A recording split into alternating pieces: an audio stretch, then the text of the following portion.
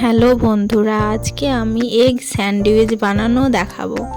ডিম, লঙ্কা, পেঁয়াজ, শসা, টমেটো, ব্রেড, এইসব উপকরণগুলো নিয়ে নিয়েছি। এবার গ্যাসটা অন করে দিলাম, তাওয়াটা বসিয়ে দিলাম, তেলটা দিয়ে দিলাম, ডিমটা ভেজে নেব, লবণটা ছড়িয়ে দেব, ডিমটা ঢেকে দেব।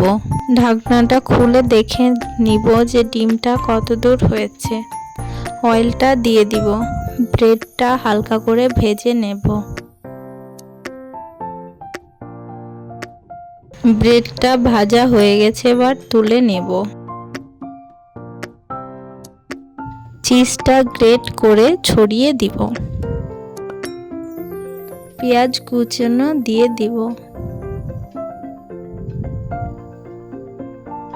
লঙ্কাটা দিয়ে দিব, তেলটা দিয়ে দেব। স্যান্ডউইচটা এবার ভালো করে ভেজে নেব হালকা তেলে।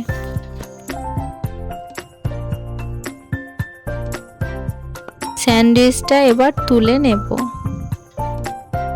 গ্রিন টি পাতাগুলো গরম জলে দিয়ে দিলাম,